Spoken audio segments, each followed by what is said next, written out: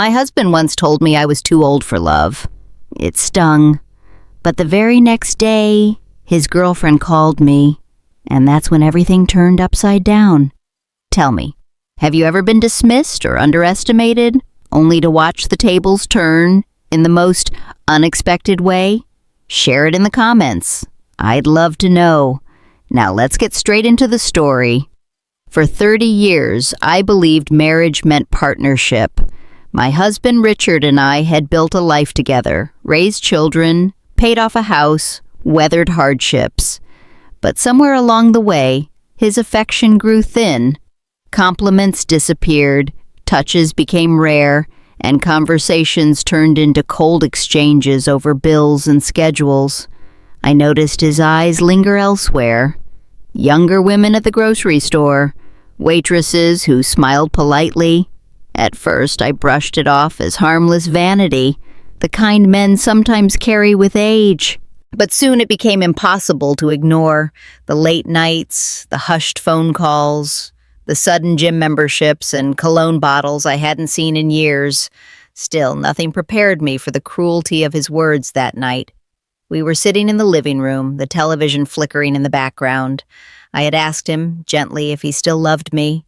His laugh was short, bitter. He turned to me and said, almost casually, "You're too old for love. I need someone who makes me feel alive again." The air left my lungs. My heart slammed against my ribs. Too old? After decades of giving him everything, children, a home, the best years of my life, that was his answer? I sat there frozen, staring at the man I had once trusted with my whole soul. He didn't flinch. In fact, he looked relieved, like he'd finally unburdened himself of a truth he'd been rehearsing. I didn't cry in front of him. I refused to give him that satisfaction. Instead, I stood, walked upstairs, and closed the bedroom door. But once I was alone, the tears came hot and heavy. I pressed my face into the pillow, muffling the sobs, as memories of our life together flashed before me. Vacations, anniversaries, the day we brought our daughter home from the hospital, all of it now felt like a cruel joke. His words echoed in my head, "Too old for love." But here's the thing about cruel words. They don't disappear. They either break you or they forge something new inside you. As I lay awake that night, staring at the ceiling, something began to shift. If I was too old for love, then what was he? A coward, a liar, a man chasing illusions while throwing away the reality of loyalty. By morning, I wasn't healed, but I was steadier. I made coffee, sat at the kitchen table, and promised myself one thing. I would not let those words define me. And as fate would have it, I didn't have to wait long for the first sign that his arrogance would come back to haunt him. Because the very next day, my phone rang, and on the other end of the line was his girlfriend. The phone rang mid-morning. I almost didn't answer. Robert had already texted once, pretending as though nothing cruel had been said the night before. But when I picked up and heard a woman's voice on the line, I froze. "Hello," she said lightly.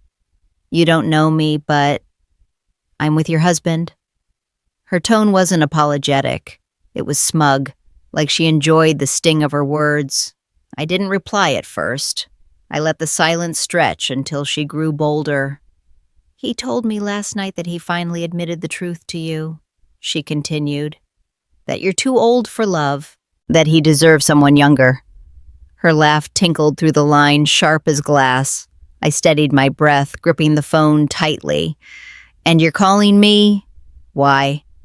"To be honest," she said, because I thought you should hear it from me too. You deserve to know where things stand." I nearly laughed at the absurdity. She thought she was doing me a kindness, when really she was trying to twist the knife. "Is that all?" I asked, keeping my voice calm. There was a pause, as though she hadn't expected composure. Then she pressed on. "He's with me now. He doesn't need you. And maybe it's time you stepped aside gracefully." Those words meant to crush me, did something else entirely. They clarified the situation. This wasn't just about a cheating husband. It was about two people so arrogant, so sure of themselves that they thought I would roll over quietly. I smiled into the receiver, though she couldn't see it. "Thank you for your honesty," I said smoothly, "but you've made one mistake." "What's that?" she asked, her confidence flickering. "You believe love is measured in years. It isn't. And you believe he holds all the cards. He doesn't." Before she could answer, I ended the call. My hands shook as I set the phone down, but not from fear, from adrenaline, from the sharp awareness that the tide was turning. She had meant to weaken me, but instead she had revealed her insecurity. Why else would a mistress call the wife? That evening, Robert came home late, avoiding my eyes. I didn't mention the call. I didn't need to, because now I had something he didn't expect. Proof of their arrogance, and the fire inside me to use it. The game had changed. After that phone call, something inside me clicked into place. I had spent the night before in tears, repeating his words in my head. Too old for love. But now I felt sharper, steadier. If Robert thought age made me weak, he was about to learn how wrong he was. The first thing I did was pull out the small fireproof box where I kept important documents. Birth certificates, mortgage papers, savings bonds, all neatly filed. I sat at the kitchen table, sorting through each one, reminding myself of a truth Robert had conveniently ignored. This life wasn't built by him alone. My name was on everything that mattered. Then I made a call of my own to a lawyer recommended by a close friend. We met the next morning in a quiet office downtown. She listened patiently as I explained the situation, sliding across the table the notes and documents I had gathered. Her eyes hardened as she scanned the pages. "You've been smart," she said. "You already have what you need. The accounts, the assets, the house. You're in a far stronger position than he realizes. If he thinks he can walk away and leave you empty-handed, he's mistaken." I nodded, a quiet satisfaction blooming in my chest. Over the next week, I prepared in silence. Robert continued strutting around, spending late nights at work, while his girlfriend no doubt smirked behind my back. Neither of them suspected a thing. To them, I was still the discarded wife, too old, too tired, too powerless. But each night, after he left, I organized. Copies of his bank statements, records of his transfers, a log of the times he didn't come home, evidence stacked up like bricks in a fortress I was building for myself. And while I worked, something else shifted inside me.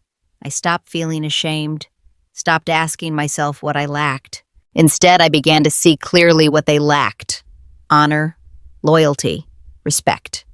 One evening, Robert breezed through the door with the same smug grin. He tossed his coat over a chair and said casually, "Don't wait up." I simply smiled and replied, "Oh, don't worry, I won't." He didn't catch the weight in my voice. He didn't notice the calm in my eyes. But one day soon he would. Because when the moment came, I wouldn't be the one left humiliated. I would be the one holding the envelope. The opportunity came sooner than I expected. Robert suggested we host a small dinner with a few mutual friends, an evening to relax, he called it. I knew better. He wanted an audience again, the same way he had enjoyed belittling me before. But this time I was ready. The table was set beautifully, candles glowing, glasses filled. I moved through the evening with a calm smile, even when Robert arrived late, his shirt collar still smelling faintly of her perfume. He laughed too loudly, spoke too quickly, as if trying to prove he still had control. Halfway through dessert, he leaned back in his chair and said casually, "Life's too short to waste in unhappiness. I think everyone knows by now that I've moved on." There it was, the smirk, the jab meant to leave me small. A few of our friends shifted uncomfortably, unsure whether to meet my eyes, but I didn't flinch. Instead, I reached into my bag and placed a thick envelope on the table, the same sound I remembered making at the lawyer's office. a sharp thud that made Robert's voice falter. "What's this?" he asked, his smile twitching. "Since you're so fond of announcements," I said evenly, "I thought tonight was the right time for mine." I opened the flap and began sliding papers across the table. Bank statements showing his secret transfers, records of hotel stays, copies of accounts opened in his name alone, and finally, the signed petition for divorce, already filed. The room went silent except for the soft shuffle of paper. One of our friends muttered, "Oh my God." Robert's face drained of color. He reached for the documents with trembling fingers, scanning them with disbelief. How did you? I cut him off, my voice firm.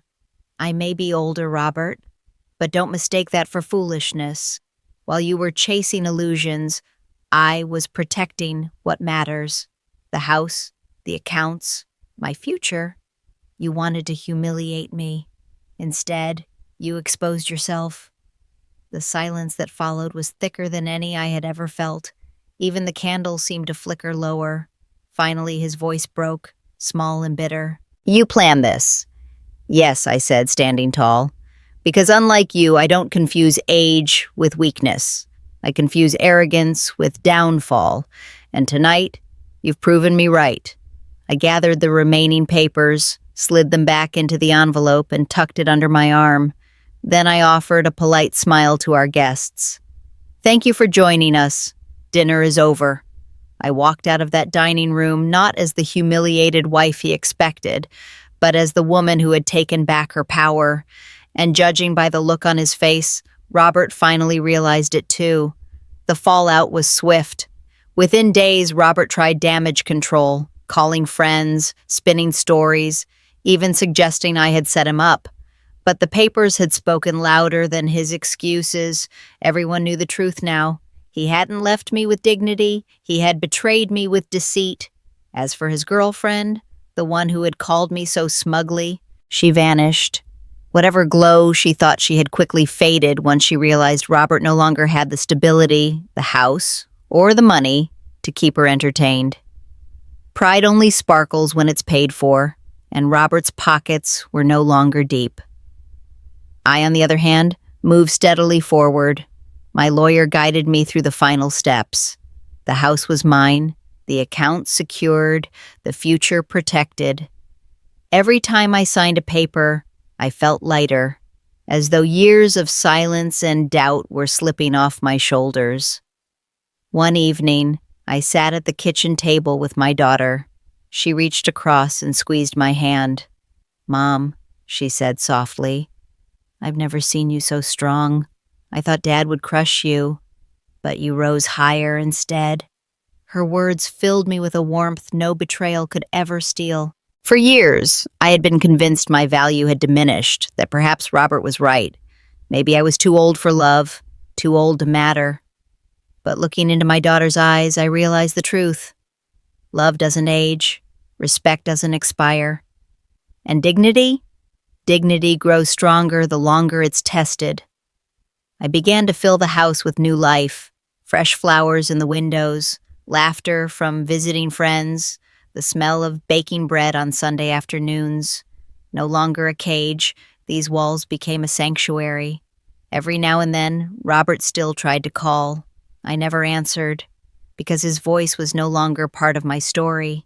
His girlfriend had left, his friends had drifted away, and he was left facing the emptiness he had chosen. And me, I had everything I needed: freedom, strength, and a new kind of love.